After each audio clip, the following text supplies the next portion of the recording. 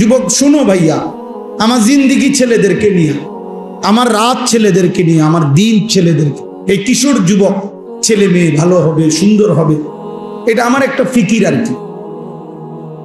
আজকেও আমি ক্যান্টনমেন্টে, আমি হজ্জে সফরে যাব, আমার বুধবারে ফ্লাইট, তা আমি কেনাকাটার জন্য গেছি। একটা প্রাইভেট কোম্পানিতে চাকরি করে একটা যুবক ছেলে, সে দৌড়াই আমার দেখে আসছে, আইসাই জড়ায় ধরে কানতেছে। তাই বললাম কি হয়েছে বাপ কও? কয় হুজুর আমি রিলেশন করে বিয়ে করছি। রিলেশন মানে প্রেম, প্রেম করে বিয়ে করছি। এখন বিয়ে করলাম আজকে হুজুর 1 বছরের উপরে হয়, কিন্তু আমার বউ কোনোভাবেই আমার মা বাবার সামনেও যাইতে চায় না, তাদেরকে 1 গ্লাস পানিও আগায় দিতে চায় না কোনোভাবে। হুজুর আমি আমার সর্বোচ্চ অনুরোধ করছি, মা বাবার সামনে একটু কথাও বলতে চায় না। কয় যে সে কোনোভাবেই, তার এক বক্তব্য যে সে আমার এই গোলামি করতে পারবে না, সে আমার এটারে গোলামি কর, এটা নাকি গোলামি করা। এখন আমি কি করবো হুজুর? আমি কিছুই বুঝতেছি না। রাগ করে একদিন তালাক দিয়ে ফেলছি। এরপরে এখন আবার সে বলতেছে থাকবে, এখন আসে, এখন আমি কোনো সুখ পাইতেছি না, শান্তি পাইতেছি না, কোনো উন্নতি পাইতেছি না। তা আমি বললাম তালাকও দিলা, আবার অহন থাকো, আবার প্রেমও করলা, তোমার মা বাবারও খবর লয় না, এত সদবদ কথাগুলো জিন্দিগিটাতে একটা সদরবদর বানাই লাইছ। হ্যাঁ, যে মেয়েকে তালাক দিয়েছ, এবার তার প্রতি যদি তোমার হাজার ভালোবাসাও হয়, যে মেয়েকে তুমি তালাক দিছ, এবার যদি সে রাবেয়া বসরির মতো আচরণও করে, তারপরেও তো সে তোমার জন্য হারাম।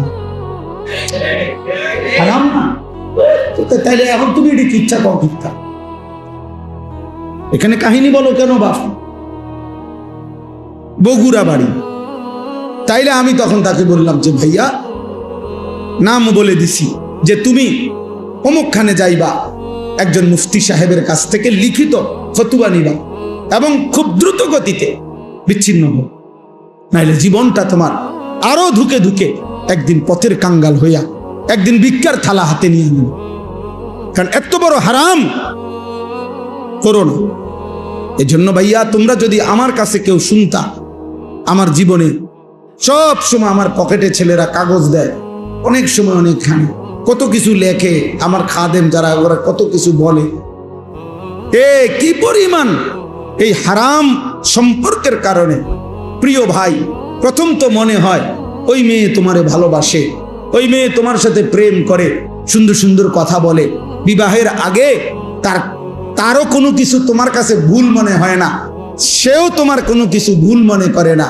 কিন্তু যেদিন থেকে বিবাহ হয়, সম্পর্ক ভালোবাসার পরে বিবাহ হয়, সেদিন থেকে দুনিয়াটা জাহান্নামের টুকরা হয়ে যায়। এজন্য দোস্ত আমার, কমপক্ষে আখেরাত তো আছেই, নিজের এই দুনিয়ার জীবনটা নষ্ট করো, জাহান্নামের টুকরা হয়ে যাবে। এটা জাহান্নামের টুকরা।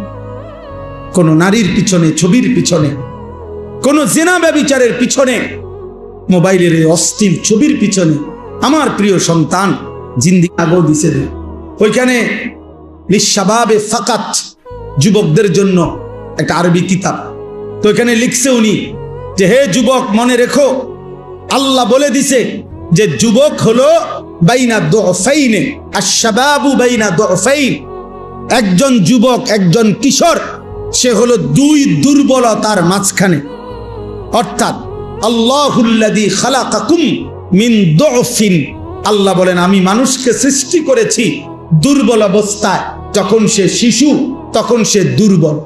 সুম্মা জাআলা মিন বা'দে দুফিন কুওয়াতান, অতঃপর আমি আল্লাহ সেই দুর্বলতার পরে তাকে দিয়েছি শক্তি। কুওয়াতান মানে শক্তি, কুওয়াত মানে কি?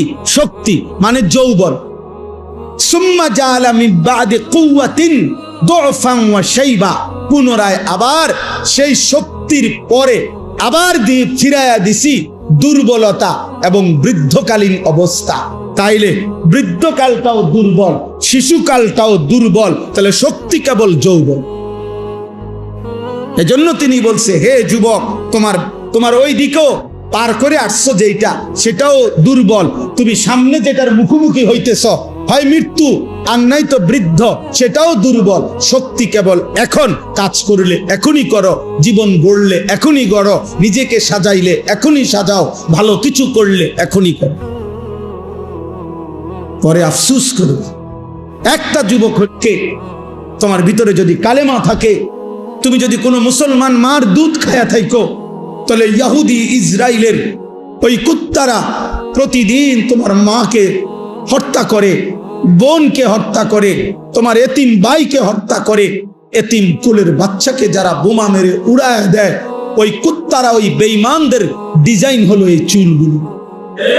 আল্লাহর কসম, খোদার কসম, এগুলো সব ইসরায়েলি মডেল, সরাসরি বেঈমানের মডেল, অন্য কোন দেশেরও না, সরাসরি ইসরায়েলি।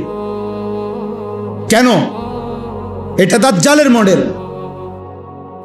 আল্লাহর নবী বলছে, এখানে মুসলিম শরীফের হাদিস, নবীজি বলছে দাজ্জালের পরিচয় শাবুন, যুবক, কাতাতুন, চুল হবে এলোমেলো। হাদিস, ইন্নাহু শাবুন কাতাতুন আওয়ারুল আইন। নবীজি বলছে দাজ্জাল হবে যুবক, দাজ্জাল হবে এলোমেলো চুলওয়ালা, দাজ্জাল হবে বাম চোখ টেরা। তাইলে আল্লাহ রাসূল বলছে দাজ্জালের চুলের ব্যাপারে, নালে নবী আলাদা বললেন কেন? আর একেবারে ইহুদিদের সমস্ত কিতাবে আছে, ইহুদি যারা এই ইসরায়েলের, এদের ধর্মীয় বিশ্বাস হলো দাজ্জাল খোদা। তারা, আমরা বলি দাজ্জাল, তারা উনাকেই বলে মসিহে মাউউদ, প্রতিশ্রিত যিনি আসবেন সেই মসিহ। ওরা দাজ্জালকে বলে, ওরা মনে করে উনি খোদা। এই জন্য মসজিদে আকসার এখানে উনি আসবে, মানে এই দাজ্জাল, সে এখানে বসবে, এখান থেকে ইহুদিদেরকে সাথে নিয়ে সারা পৃথিবীতে মুসলমানদেরকে হত্যা করে ইহুদি রাজত্ব কায়েম করবে। বিশ্বাস করো প্রিয় ভাই, এটা তাদের ঈমান, এটা তাদের বিশ্বাস, এটা তাদের আকীদা। এই জন্য তারা মসজিদে আকসার সীমানা ছাড়তে দেয় না। এই জন্য তারা এই জায়গাটা এইভাবে মাটি কামড়াইয়া, আজকে কয়দিন যুদ্ধ চলে জানো? ৭৭ বছর। এই ছেলে শুনছো? ৭৭ বছর। ১৯০৮ তারা এগুলা প্রচার করে না, তাদেরও ব্যাপক ক্ষয়ক্ষতি হয়েছে, কিন্তু তারা এই জায়গাটা ছাড়ে না। কেন ছাড়ে না? মসজিদে আকসার সীমানাটা ছাড়ে না তারা, গাজার সীমানা ছাড়তে চাচ্ছে না, ইসরায়েলের এই জমিন ছাড়ে না। কেন? কারণ তাদের বিশ্বাস আর কিছুদিন, আর কিছুদিন, আর কিছুদিন দাজ্জাল আসবে, সে বসবে এখানে, তাকে সাথে নিয়ে তারা সারা পৃথিবীতে ইহুদি রাজত্ব কায়েম করবে। এই ইসরায়েলের এক সময়কার প্রধানমন্ত্রী ঘোষণা দিছিল, মুহাম্মদের ওই মদিনা এটা আমাদের জায়গা। জানো মিয়া? হ্যাঁ, তাদের বিশ্বাস এটা। কারণ ওইখানে 3টা ইহুদি গোত্র ছিল মদিনাতে, বনু নজির, বনু কুরাইজা, বনু কাইনুকা।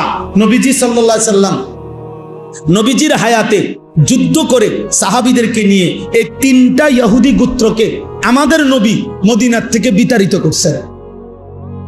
এই জন্য তাদের ওই কথা মনে আছে। তাদের বিশ্বাস, তাদের পূর্বপুরুষ কই ছিল? মদিনায় ছিল, এটা তাদের জায়গা, খায়বার তাদের এলাকা, তাদের দাবি।